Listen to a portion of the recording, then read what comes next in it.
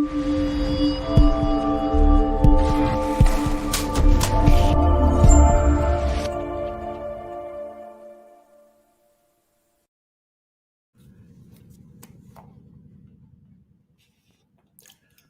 and welcome to my channel. My name is Kubeir. I'm a CICC licensed immigration consultant. This channel is all about Canadian immigration news, updates, things you should do, things you shouldn't do with your application. Another episode of our weekly roundup, so welcome to that. But as we go on, a few things that I want to talk to you about, of course, in addition to the weekly roundup that we will do.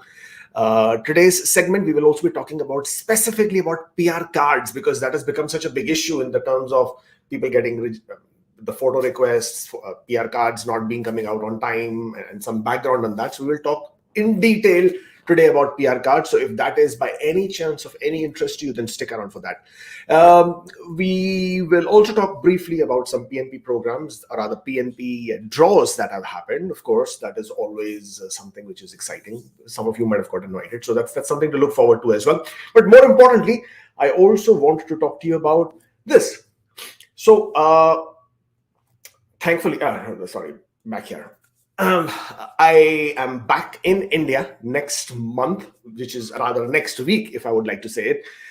This time we will cover the cities which we did not cover my last trip, which was last month in December. So this time it's Mumbai, Hyderabad again, because that's where golf is, Ahmedabad and Chandigarh.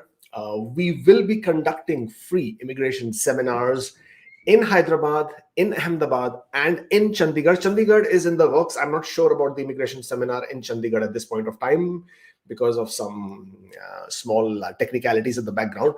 But we are working on this. I will keep you posted on the dates as and how those are finalized. And of course, in-person appointments, if you wish to discuss your applications, your background, your options, your situations, your queries in person, then the appointment slots are now open, and you are more than welcome to book your appointments on where is that? Here. You are more than welcome to book your appointments if you wish to. If you want to meet me in person during my next week's trip, Mumbai, Hyderabad, Ahmedabad, Chandigarh. Mumbai is on the 3rd of February. Hyderabad, the slots are open for the 7th of February. For Ahmedabad, I think it's going to be the 10th of February. For Chandigarh, it's going to be the 11th, if I'm not mistaken. So these are the dates at this point of time. Of course, for the free immigration seminars, we would be getting out to you, and we would be giving you that information as well. So just stay tuned for that as well. All right. So moving on. This one's gone. Let's start with our immigration weekly roundup. Your positive action combined with positive thinking results in success, says Shiv Khera. Now, I'm not sure how many of you are familiar with Shiv Khera, but Shiv Khera is a very, very renowned author and does write some really good books. So if you haven't checked him out, you should check him out, of course. And so your positive action combined with positive thinking, both of those are needed. If you just have positive action, but you're thinking negatively, there are good chances that you yourself are going to sabotage your own processes. So don't do that. At any point of time, if you're thinking positive and you are combining it with positive efforts, that is when you will see a lot of success and the results happening quickly for you. Immigration Weekly Roundup. Stay up to date with Canadian immigration news, trends, of course, TikTok, Instagram, Facebook, of course.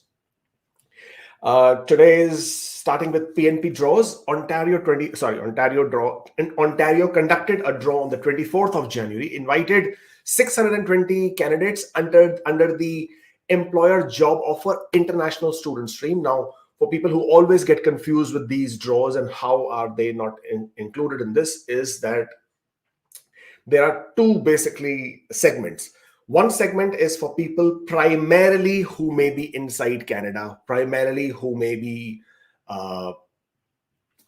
have a job offer, and others who may not be inside Canada, who do not need a job offer. So people who do not need job offer, people who are basically outside Canada or also inside Canada but don't have a job offer, that is your human capital priority stream and the French speaker stream. You could be eligible in this. You don't need to do anything, just need to have your express entry profile valid. For people who are inside Canada or even if you're outside Canada, but have a job offer from an employer in Canada and are eligible under certain of the criteria, then you would be eligible to create your expression of interest. If your score is high enough, separate scoring grid, then you get invited. In this particular draw, the international student stream. So basically, you should have completed your education in Ontario. That was the first criteria. Second, you have to have a job offer. The good thing is in this stream, you don't need previous job experience. So people who do manage to sort of complete their education in Ontario and then are able to get a job offer, then they would be able to be eligible. Of course, there is a scoring grid here. And this time the score was actually quite high at 82 points. So congratulations to everybody who did receive, 620 of you. On the 25th of January, the following day, they also invited master's graduate stream and 629 candidates were invited. Again, this is also in the same line. The previous one, international graduate stream with job offer, basically required you to have a job offer. Without having a job offer, you would not be able to do it. This stream does not need a job offer. All you needed to do was having completed your master's degree in Ontario in the eligible universities within the last 2 years. You do not need a job offer and you would be eligible to apply. Of course, assuming that you have sufficient points. In this case, the minimum score was 44 points, which is pretty good. British Columbia also conducted their draw. 24th of January, 221 invitations were sent out to the candidates. For British Columbia, most of the programs, most of the streams require that you have a job offer from an employer in British Columbia. Of course, there are some other eligibility criteria for the employer as well, and for them to be able to make you a job offer. So you need to check the province's website and then apply if, of course, you are eligible. Manitoba conducted the draw on 26th of January, invited 336 candidates, and skilled workers in Manitoba, 253 invitations, score of 726, very, very high.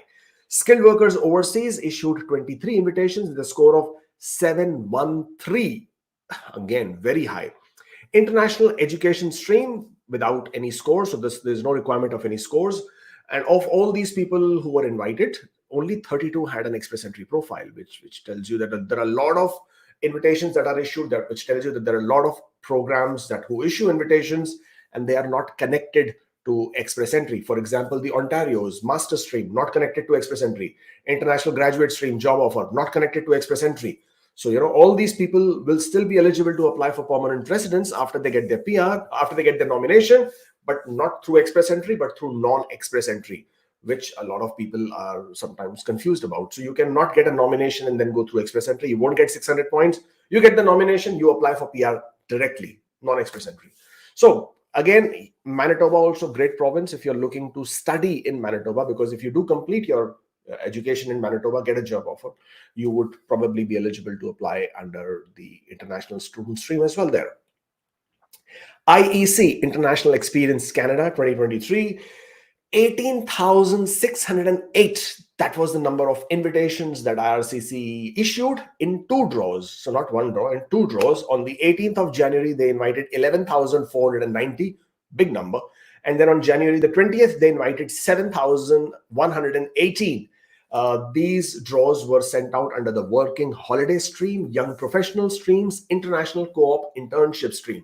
Now, before a lot of you say, why did you not get invited, etc., then please note, it's high possibility that most of you who are watching this video may not be eligible in the stream, because the reason why I'm saying it, because most of my audience is from the subcontinent or the Middle East, and most of the countries are not eligible for this program.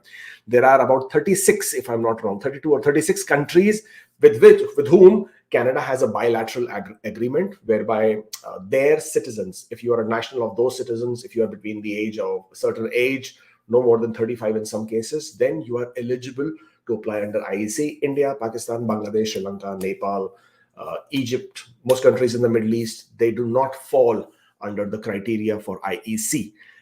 Therefore, if you get told by any agent, any consultant that they will submit your application in IEC, always please first go to the website, Canadian website, and check if you are indeed eligible there. In other news, obviously we have other news as well. High number of francophone newcomers were welcomed in 2022. Well, if you have been watching my videos, if you are part of our groups, if you have subscribed to this channel, you will also be aware that I have always been promoting the fact that if you are on the fence about learning French, about taking French as a second language, then you should definitely jump in and start the process if you haven't done it already. French is going to be of great advantage to you, even when Bill C-19 comes into play, even as we move forward through the year, because Francophone immigration is a very, very important criteria on the immigration minister's mandate. And therefore, this one made the news again. In 2022, Canada welcomed highest number of Francophone newcomers since 2006. These are the people who reside outside Quebec, because Quebec, as we know, is predominantly a French-speaking province. These numbers are continuously increasing. And of course, as I said, there is a big mandate on the immigration minister to continue to encourage Francophone immigration throughout Canada.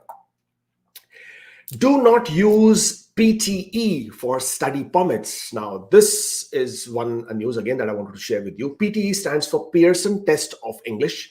Now, most of you are already aware that Canada uses primarily 2 language exams for English, and that is IELTS, IELTS, and CELPIP, CELPIP, which is conducted by Paragon Trading. Now, in addition to that, they also accept TOEFL and PTE, Pearson Test of English, for people who are applying for study permits under the non-SDS stream. Of course, people who are, preparing for an application for a study permit, you would also know that in study permits, there are 2 streams, SDS stream, non-SDS stream. Under the SDS stream, there are about 16 countries who are eligible. So you have to be a citizen and a resident of that country. You cannot be a citizen of that country and residing elsewhere. You have to be residing there. You have to be a citizen and national of that country, of these 16 eligible countries. And then you are eligible to apply for SDS under the SDS stream, which is touted to be faster, but at this point of time, it's ridiculously slow as well. However, the differentiation is that the approval rates in the SDS stream are faster. SDS stands for Student Direct Stream. Non-SDS is Non-Student Direct Stream. One of the requirements for a student direct stream is that in addition to that, you pay 1 year of tuition fee or full program tuition fee. You should also have scored at least 6 bands in all the IELTS factors. And of course, you pay a $10,000 GIC, Guaranteed Investment Certificate, with a Canadian bank in Canada. Not a Canadian bank, but yeah, with a bank in Canada who do accept GIC. This is the primary criteria for a SDS stream. For non-SDS stream, there is no specific criteria. You could pay just your deposit for your college fee. You could pay first semester fee. You could pay the entire tuition fee. You could have a conditional acceptance offer. All of these are acceptable as long as you are able to show that you would be you need to study in Canada. You want to study in Canada. What is the purpose of you studying in Canada? And of course, that you have the language ability, or you can express indication that your language ability is good enough to be able to study in Canada. Now, that is what we are talking about. So what has happened here is that IRCC has said in one of their emails, especially to the New Delhi visa office. Now, this is for people who submit their non-SDS applications from New Delhi or from Indian visa offices, because a lot of your agents will coax you into getting PTE done, Pearson Test of English done, because you are not able to score very well in IELTS. Most of the people in India would prefer to submit through the SDS stream because they expect that the the approval rates are much higher.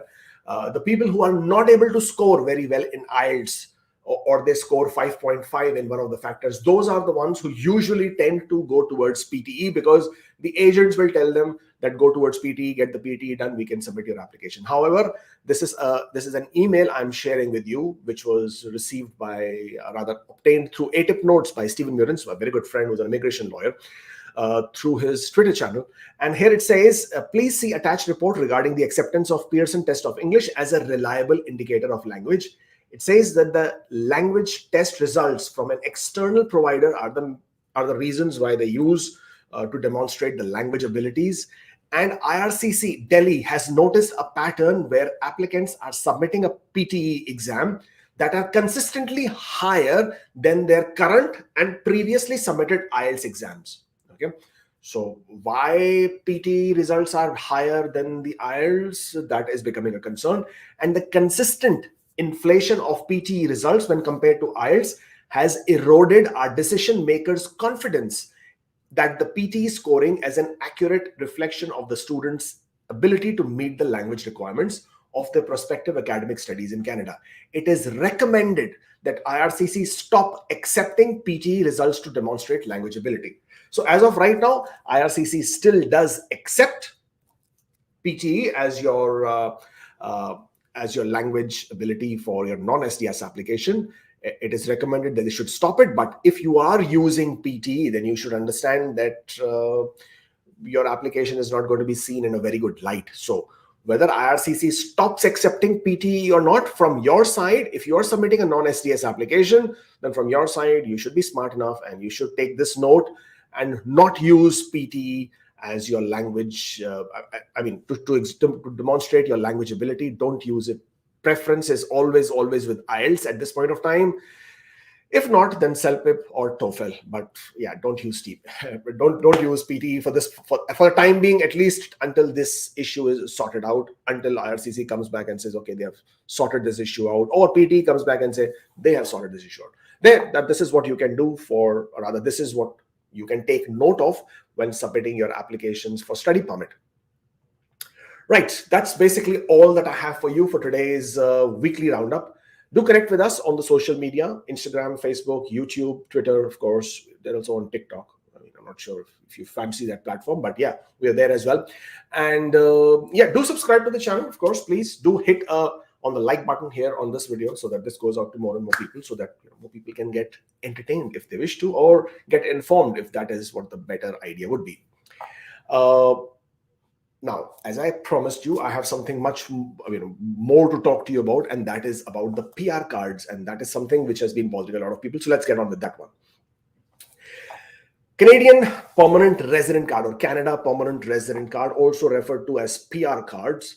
Now, this is technically how one looks like. You can always Google for one. You can see a specimen image over here. This is how it will look like.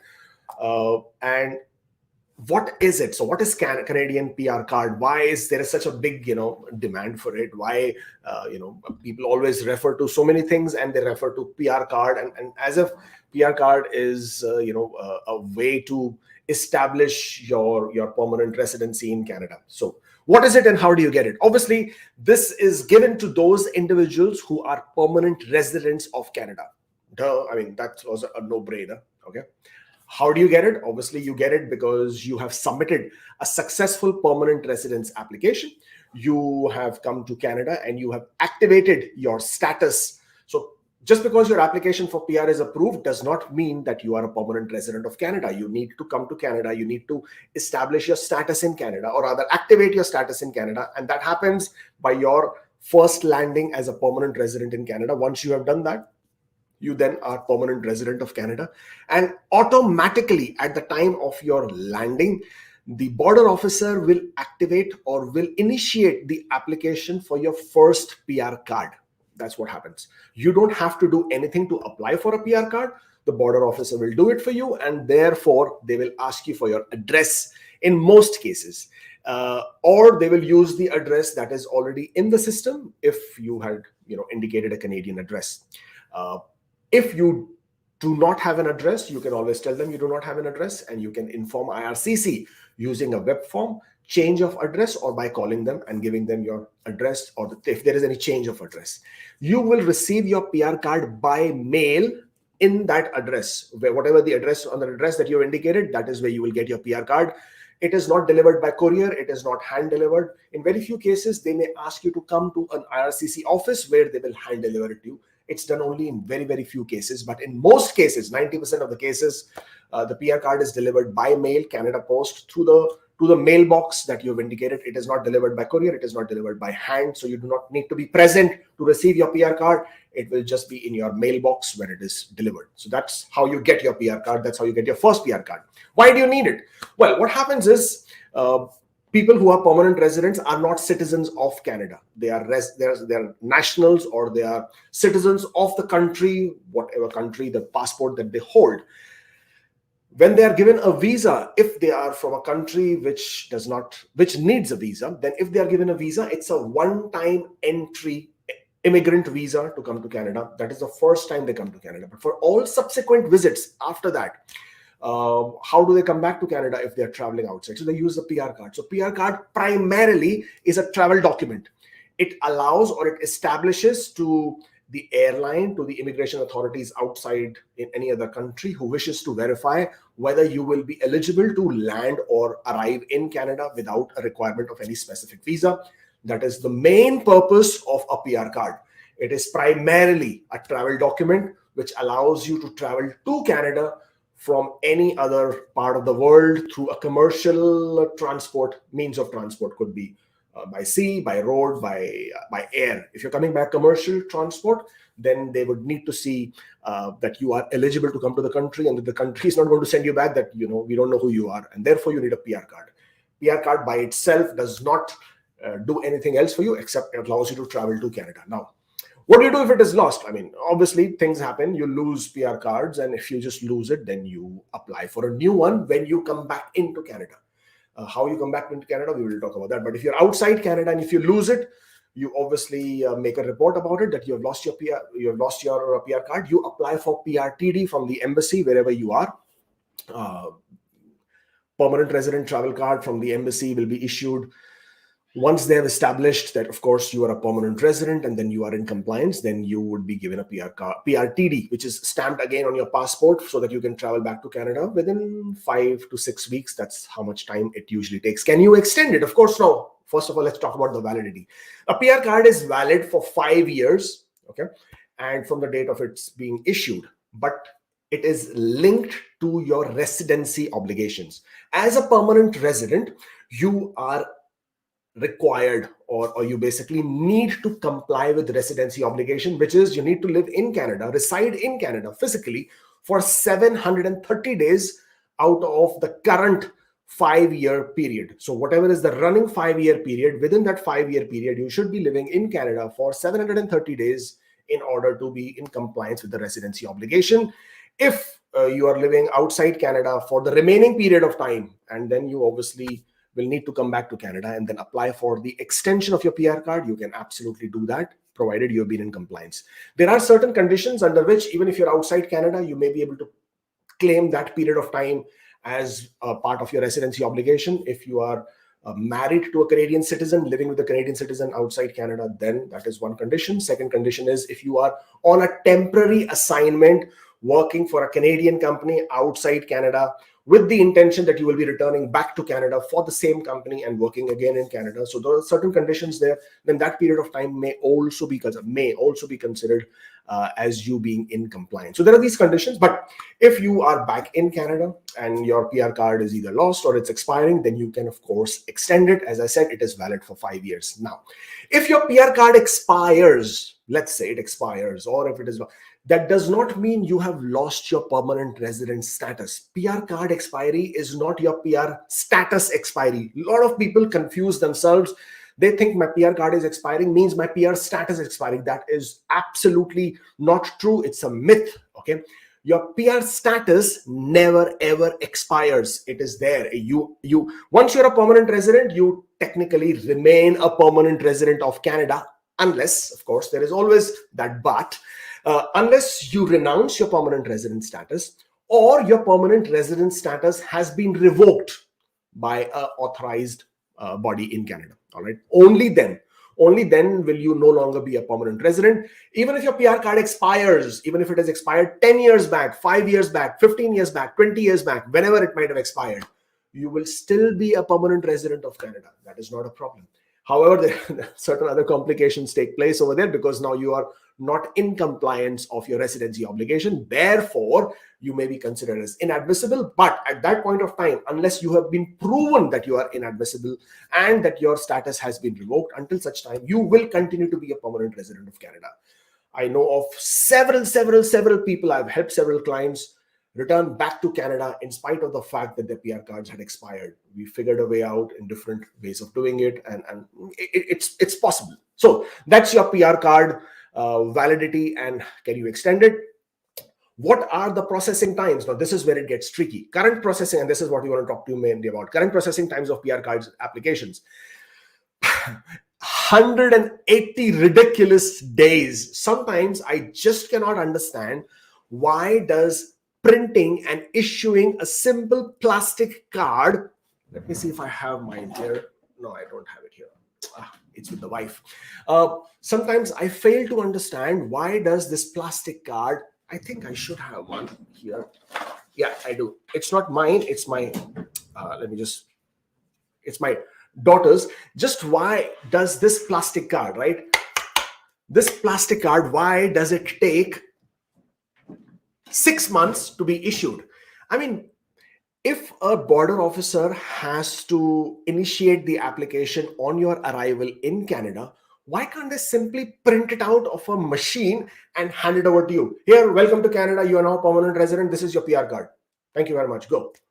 I mean, why create that extra bureaucracy of this whole funda of having to, have so many employees, several offices who will then process the PR cards, then mail it to you, and it takes forever, 6 months. I mean, unbelievable. But hey, we are a first world country, aren't we, right? So we take our own sweet time into doing things. Anyway, so this is your permanent resident card current processing times. That was last updated on the 25th of January, 3 days back. 180 days. So people who are wondering how long will it take for me to get my PR cards, that's how long it is. 6 months. Ridiculous. If you were extending, or if your PR card was lost and if you were to reapply, then it takes you only 74 days. So sometimes I wonder, I mean, is it better to have lost a PR card than to have apply for a new one? Or if you're not getting one, should you just say if lost one? So why is it taking 74 days for a renewal when it is taking 180 days for a new card? Really, sometimes you want to pull your hair apart. But one of the biggest reasons, or rather one of the biggest things that people struggle with when they come to Canada is that they come, they make their landing, and then they're waiting for their PR card. They don't get their PR card. 3 months, 4 months later, they get an email or they get a letter in the mail which says, hey, your photos were not up to the mark. Let me see if I can pull out one of the emails that I have received for our clients. And they say, the photos that you sent us is not up to the mark. We don't like the photograph. Can you please resend your photograph? And like, but we gave it. VFS checked it for us and they said it was fine. So why is it that you guys don't like our photo? Let me see if I can find you one letter that I have received recently for one of our clients. We should have kept it open, right? I have it. Hold on. Let me see if I can hide some of the confidential details, and then I can show you this letter. I can hide it. Yes. Wait, hold on.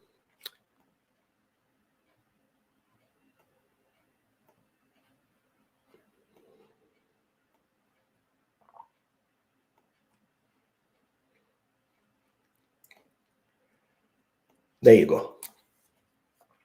Let me screen it bigger one. Let me see if I can make it larger.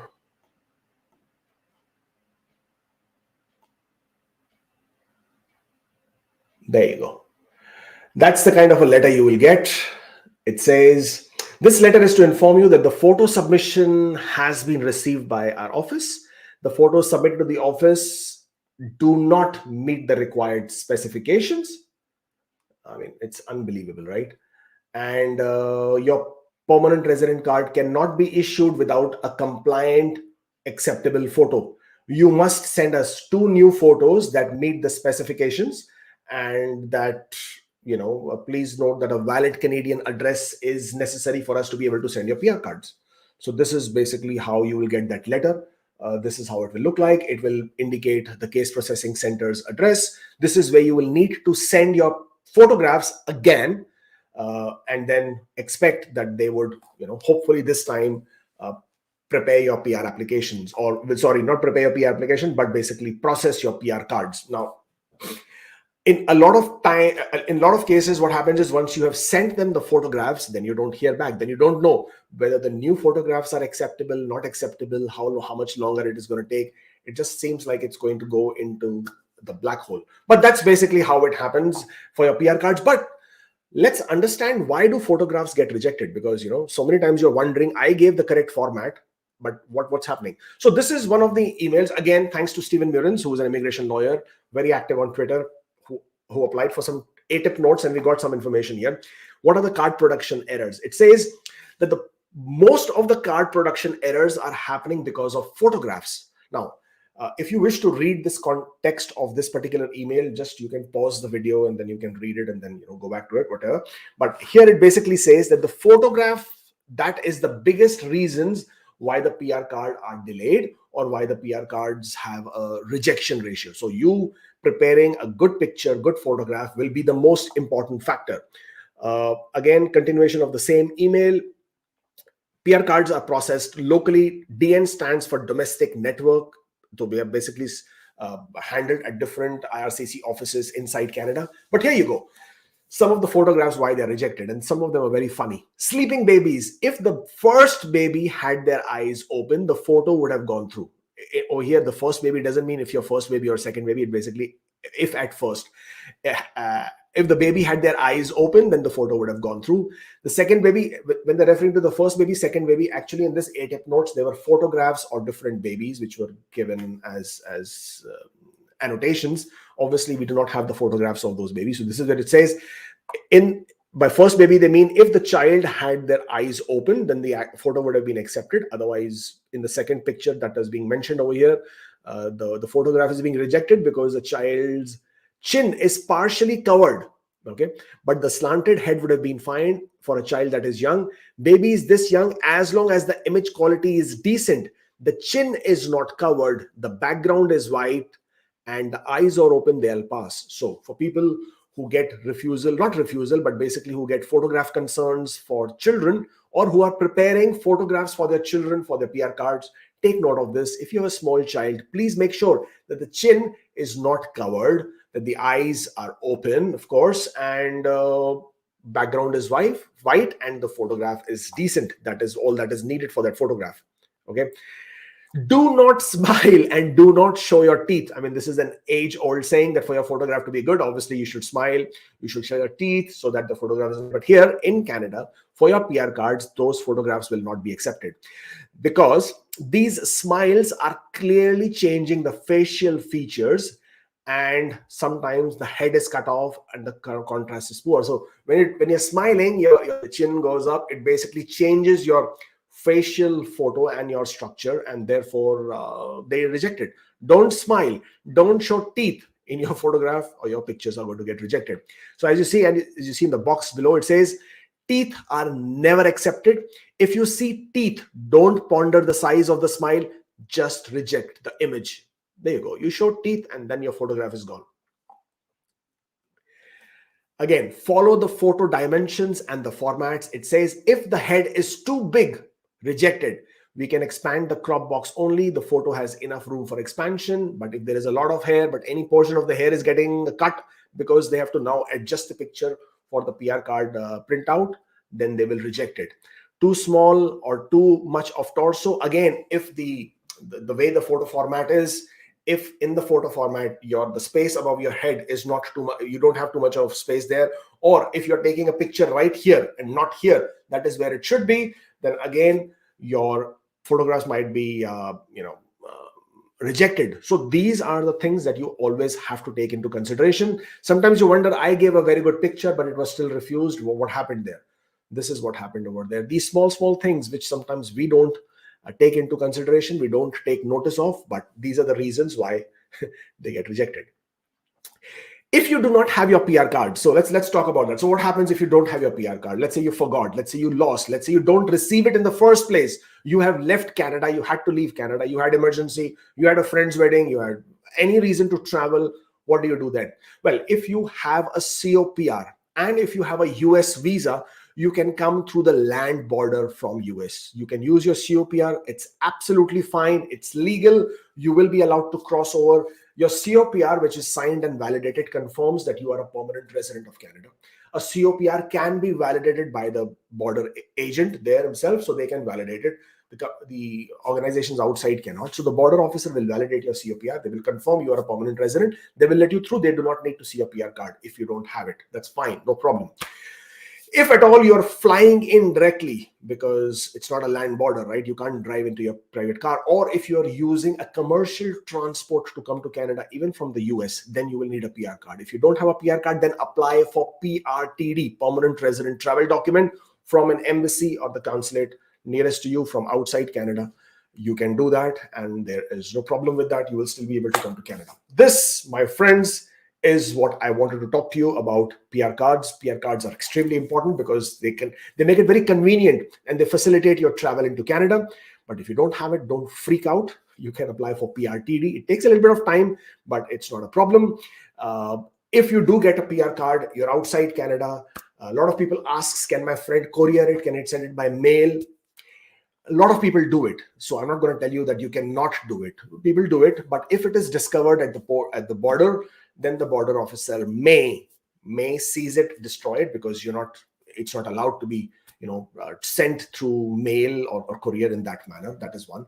So sometimes, or a lot of times, what people do is their friends or relatives who are traveling from Canada to their home country, they carry it with them so that these people can hand it over to these people, and then they can travel. So that may be something that you can look at. Again, the best thing to do would be for you to apply for PRTD. That is much more safer and legal option. Apply for PRTD, and then you will be able to come back to Canada. Then you will have your PR card for your next trip in and out, and that is how you would go about doing it.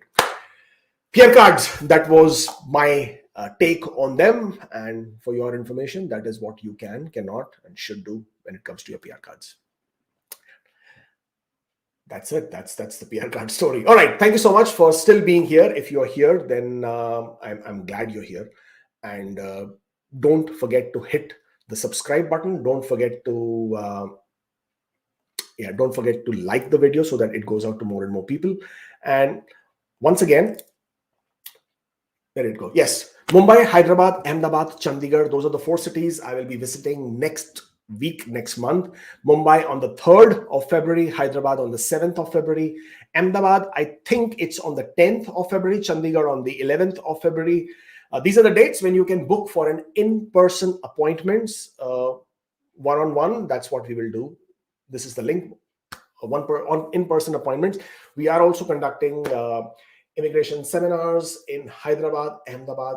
Chandigarh is still in the works. I'm not sure about Chandigarh because we had a bit of an issue last time. So we are still figuring out if it is still going to be feasible to do it. But if you are a person who's in Chandigarh and who can help us out, I need 2 things. I need one, venue, because we still haven't been able to figure out a venue for Chandigarh, number 1. And number 2, if you can help us out with the police permissions, because last time we got into a bit of a pickle with that.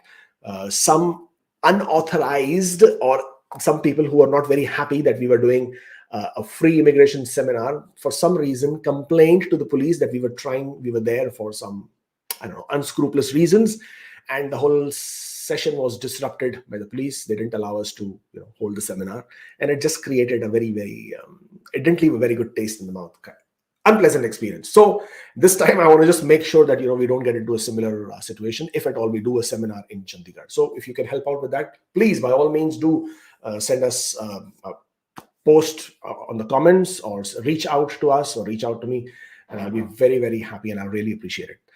That's basically all that we have in terms of the seminars, etc. information. Let's see if we can take on some questions and go with it as soon as we can.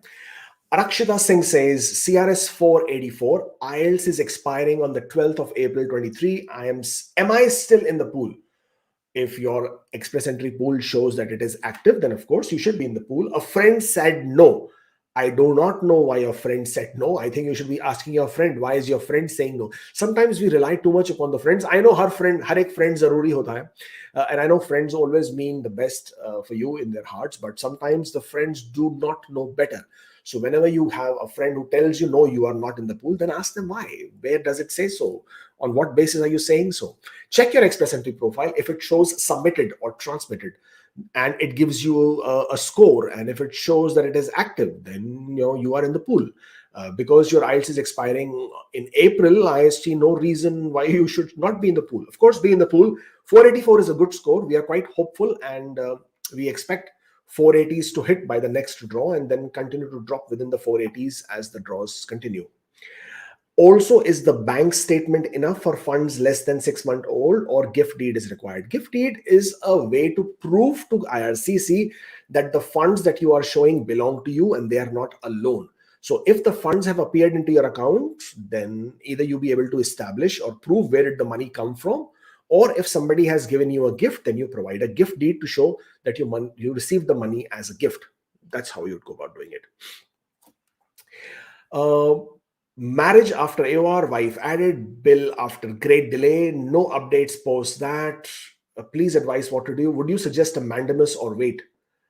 If you got your wife added with UCI January of 2022, so it's been about a year, right? I would say wait it out. I mean, I can understand, a year's wait seems like a lot, but until some time back, even 2 years or 3 years was quite common and normal.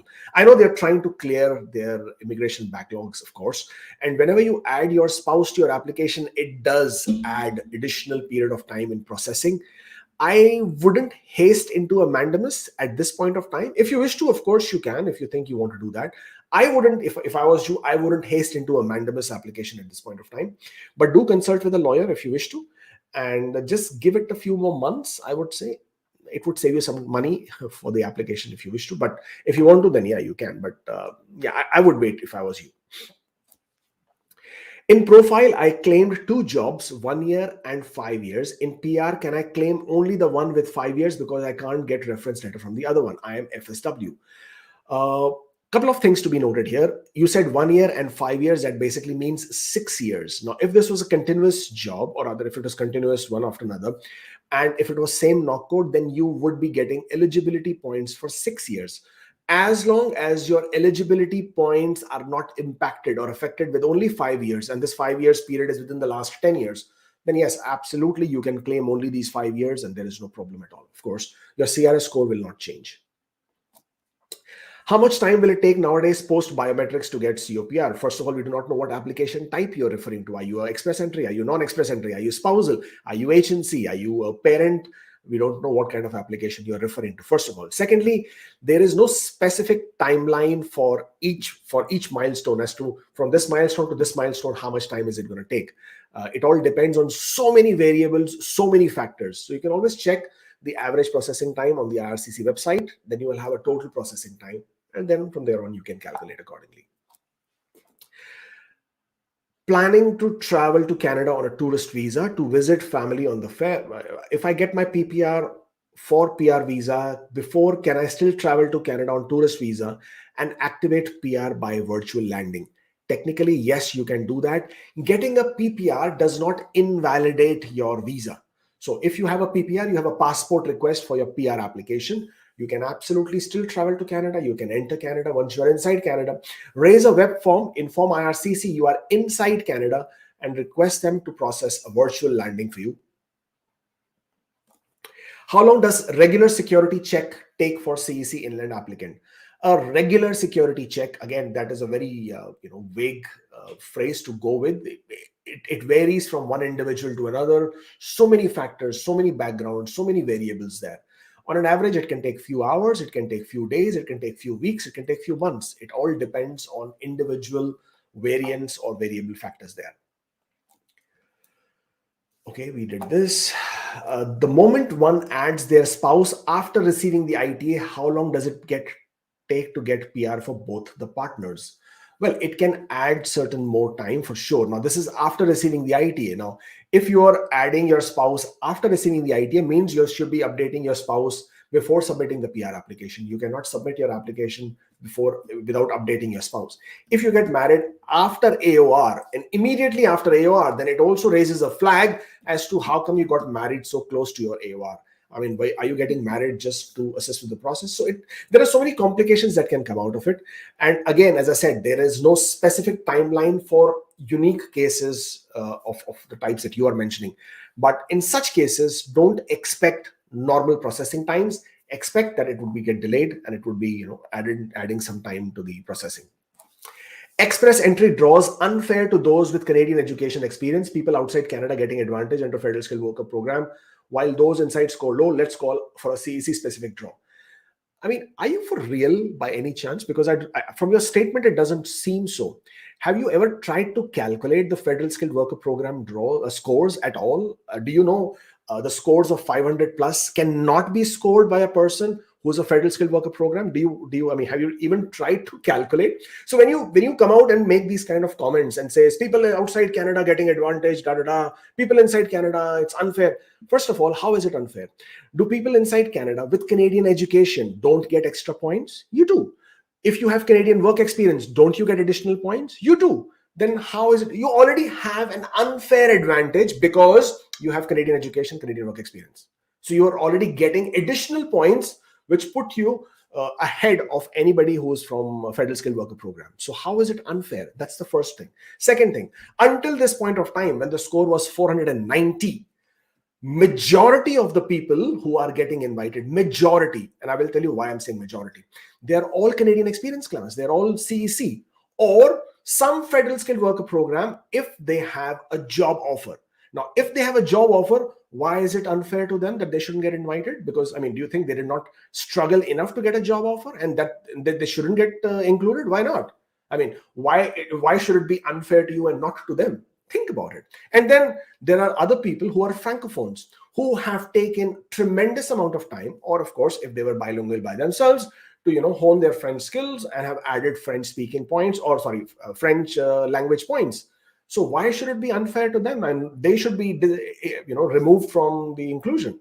As it is, Canadian experience, as I said, do get additional points for different factors. So instead of thinking it's unfair to me, unfair to them, let's do this, let's do that. Instead, why? And of course, if you are inside Canada, you have access to more programs than people outside Canada. When I'm saying more programs, mean you have access to more immigration programs through the PNP. People outside Canada do not have access to most of those programs. So if you are inside Canada, you should be looking at ways to improving your Sierra score. Is it IELTS? Is it education? Is it age? You should be looking at the PNP options. Can I move to a different province? Can I go to a different province and use the employer? Because I'm inside the province, did I use my education to apply through the required PNP? For example, Ontario, you have completed your education, you can apply for the PNP. You've completed your master's, you can apply for the PNP. You're in British Columbia, you completed your master's, you can apply for PNP directly. Okay.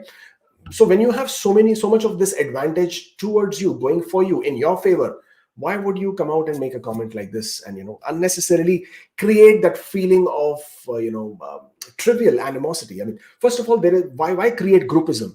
Everybody here, whether you are inside Canada, outside Canada, you're all here for one specific goal, that is Canadian immigration. You're aspiring, right? You obviously being a person who could see in advance that the scores might not be in your favor, you have chosen to come to Canada. You've studied in Canada. You've worked in Canada. Yes, you have contributed in more ways than one, whether it's through adding to the taxes, being part of the workforce. You've done all that great thing. But at the same point of time, you are also now competing with others in Canadian market. So your competition is not from people outside Canada. Your competition is for people inside Canada who have scores better than you. So instead of saying people from outside Canada, inside Canada, you should be looking at improving your own factor points, your own scores, and from there on, look at different options that you may have and move on from there. I hope I sort of, got some point across to you. Exactly how can I get my PR card after landing in Canada after COPR? I think I discussed that in detail today. I have applied in TR to PR in essential stream. When can I expect something? Well, I can't give you any date, but it is understood that the processing has been put on a back burner. It is taking more time than it would be, obviously. Earlier, they were processing them faster because they had to meet their quotas, their targets for the number of people who had to be shown as permanent residents to meet their quotas. At this point of time, their deadline is to finish all the TR to PR applications until 2024.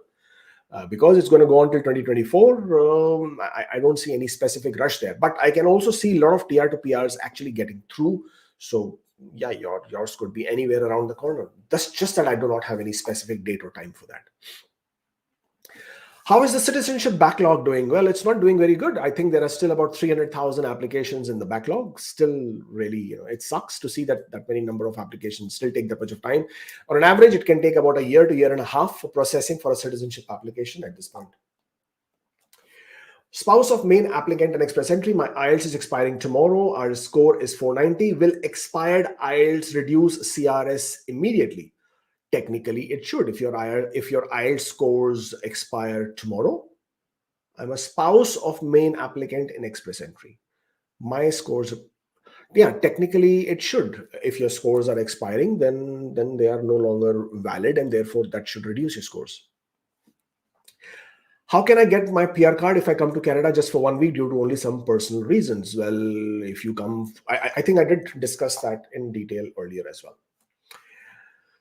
Our CRS is now 397 because of low IELTS, planning for reattempt, targeting more for both applicants. Do we get into the pool now or we should wait? You should always get into the express entry pool whenever you can. Please do not wait. There is no reason to wait.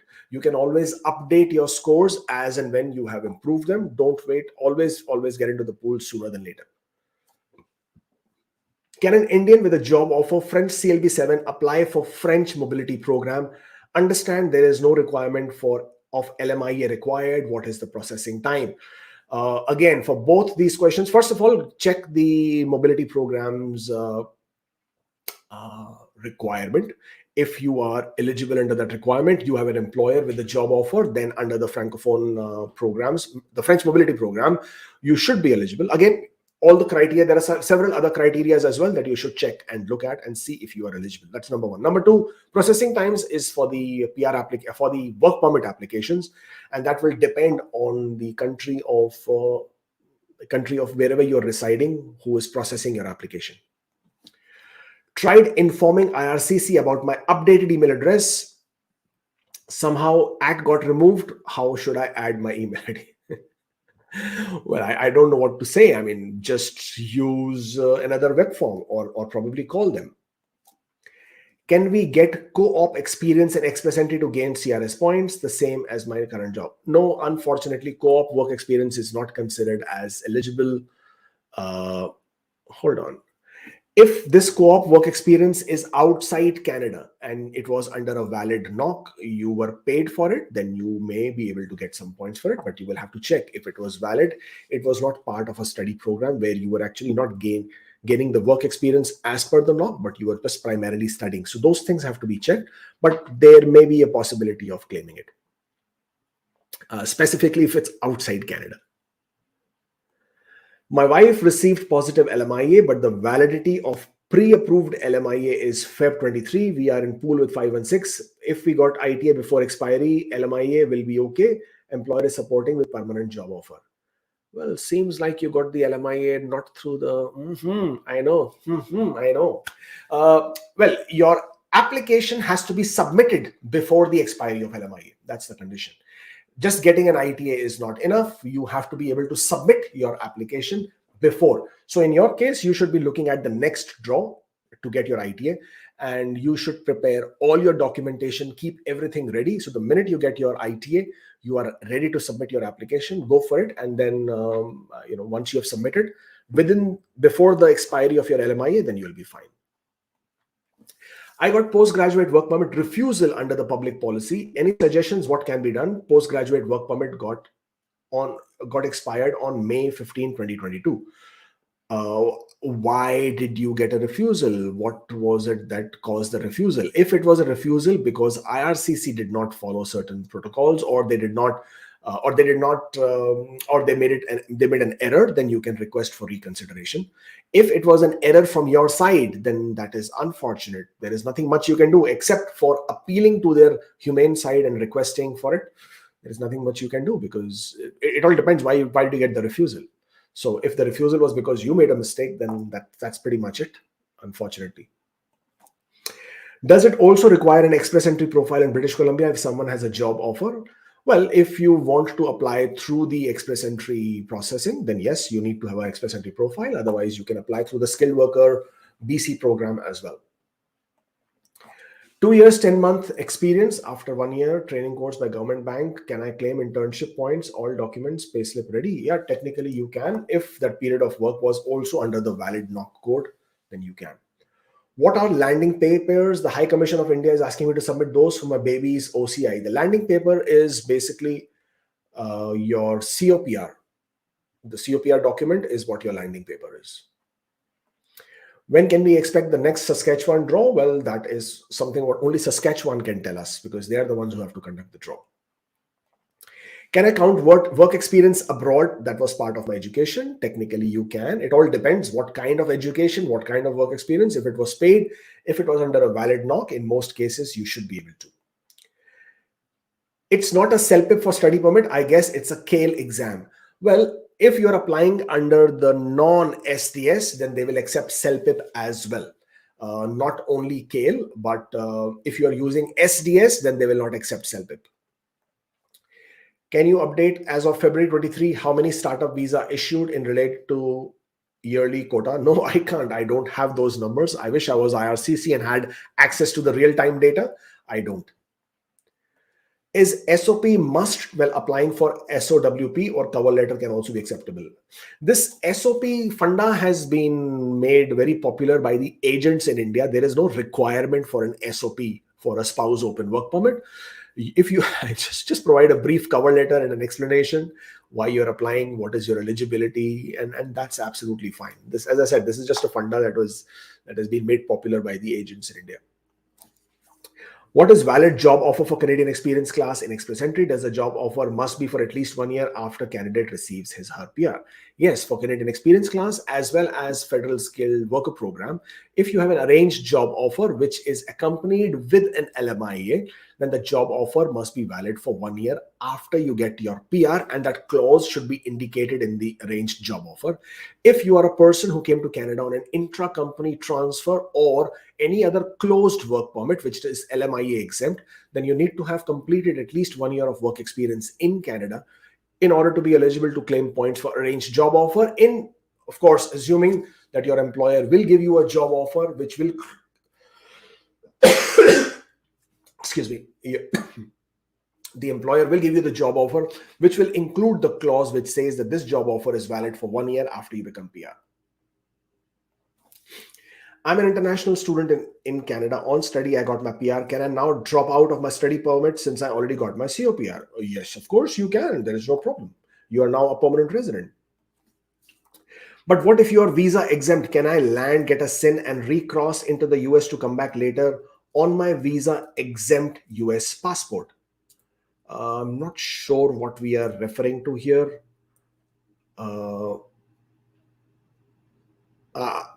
Yeah, I'm not sure what we are referring to here. If you're referring to, I really don't know what we are referring to here.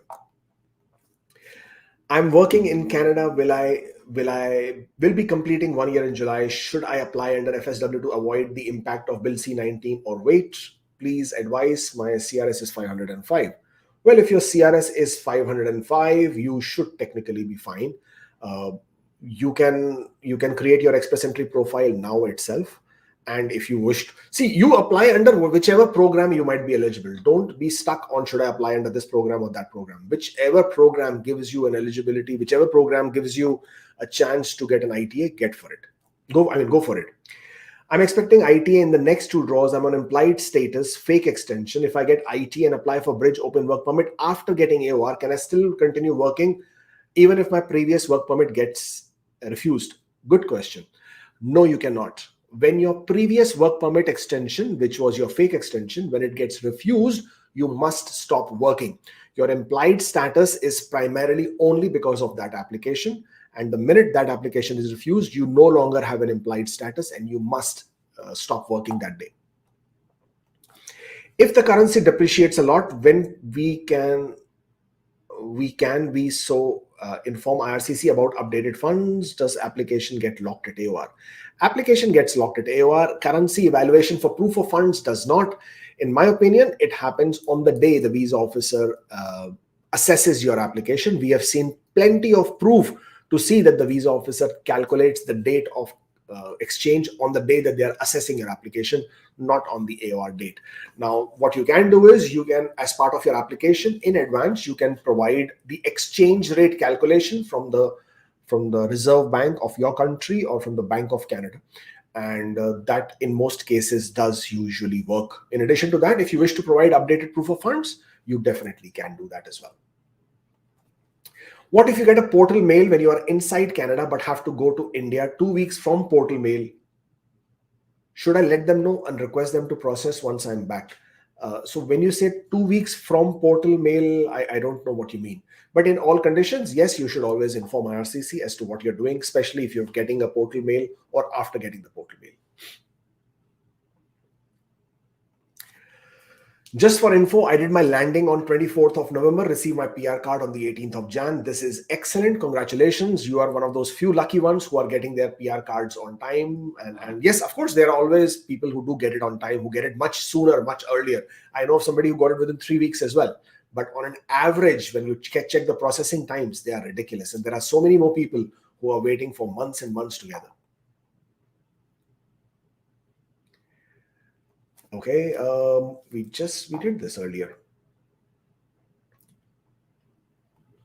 I'm an international student in Canada on study. I got my PR recently. We did this, okay. Do you help in processing citizenship applications? Yes, we absolutely do. By all means, drop us an email. We'll be happy to give you a quote. And then if you wish to proceed, then we can certainly help you with your application. Do we need to submit any other documents along with PR card photos like we did at the time of PPR? No, you don't need to do that. If your requirement is, if the requirement is only for you to resubmit your photographs for PR card, then that's all that you need to do, nothing else. Is PR card processing time different for inland applicants compared to outland? No, it's the same processing time. Why is it not possible to travel with the passport from your country of citizenship as normal? Just want to understand why a PRTD is necessary. If you are from a country which does not need a visa to enter Canada, then the airlines will not have an issue. If you are from a country which needs a visa to enter Canada, then those airlines will need to see that you either have a visa or a PR card in order to enter Canada, because airlines are penalized heavily if they bring in a person to a country who was otherwise not allowed to enter that country without a visa. Therefore, the airlines insist that you have a visa or you have a permanent resident travel document or a PR card or any kind of authorization that will allow you to travel to that country. That is the reason why this is required. Single entry document. Am I permitted to take international holidays in 2023? I'm a bit confused on your question. You would have a visa on your passport, which should be a multiple entry visa. Your document is not a travel document. If you're a work permit, your work permit is not a travel document. You will have a visa on your passport as well. If it is valid, you can most certainly travel in and out of Canada, no problem. If it is not valid, then you should apply for a new one so that when you're traveling back to Canada, you are able to do that using a visa. Otherwise, you will not be able to travel. You are most welcome to Punjab. Yes, I'm looking forward to it. Thank you. Pal Dhaba, I love it. That is one place where I always take a trip to. But yes, looking forward to going there again. Is grant received for education and training purpose considered social assistance for spousal sponsorship? No, it is not. That is not a problem at all. If you have received a grant, it's not going to be a problem for your spousal sponsorship application. Does the minimum 1 year of work experience for CEC have to be continuous? No, it does not need to be continuous. It can be multiple knock codes. It can be different knock codes. It can be different employers. It can be with gaps in between, as long as all the work experience is within the last 1 year. Sorry, within the last 3 years, then you're good. Sir, I should be Canada PR. Well, I certainly hope so. Well, in that case, make sure that you have a successful application and you make your first entry to Canada within the prescribed time. I've completed 1.5 years CEC. If I give up my job, can I be eligible to apply under EE if I get ITA? Yes, of course you can.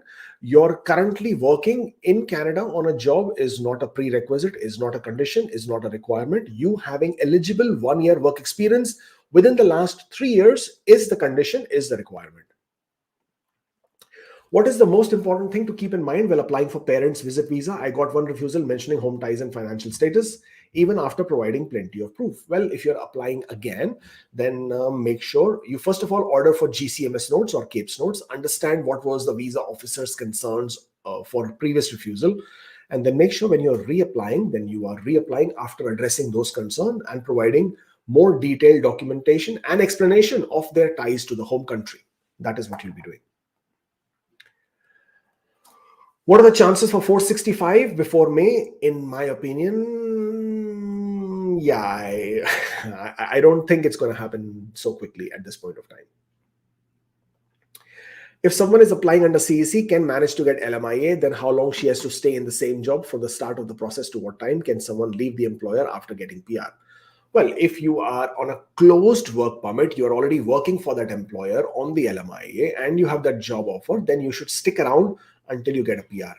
If you're in an open work permit, you still haven't joined that employer, but you're using the LMIA only to get points, then you don't have to be working for that employer at all. Is there any way to check status for PR card for outland applicants? Did soft landing on 18th December? Well, you can link your PR card application to your GC key. I do have a blog on my website. You can link. So you can go to your GC key account. You can choose the option link my application, and then you can complete all the information in there. Make sure you enter all the information as per your COPR, exactly as per your COPR, not a single dot outside that or different than that. And if you're able to link your PR card application to your GC key account, then you will be able to see as and when you will there is an update to your PR card application or when it is dispatched or processed. Received ITA, my proof letter does not have hours work per week. My offer letter has. Can I include my job offer letter?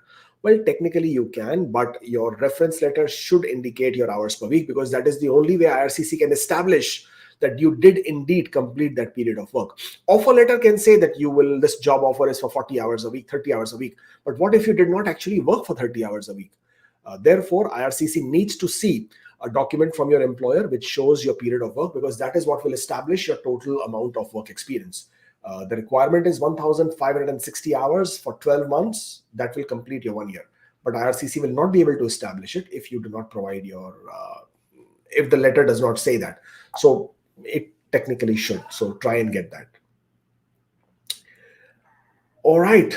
That's primarily it. I mean, I do have a lot of other questions as well. So by all means, please, if I haven't been able to answer your question, then do comment, do put it on in the comments below after the video, and then I will be happy to take a note of that.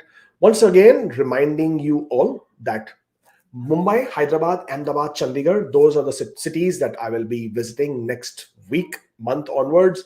Mumbai is 3rd of February, Hyderabad is 7th of February, Ahmedabad is 10th of, did I say 10th? Yes, 10th of February, Chandigarh is 11th of February.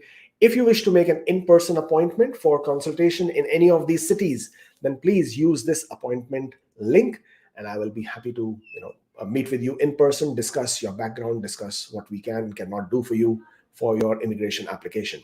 Thank you very much. Thank you for joining in and I shall see you next time. Stay safe and stay forever hopeful.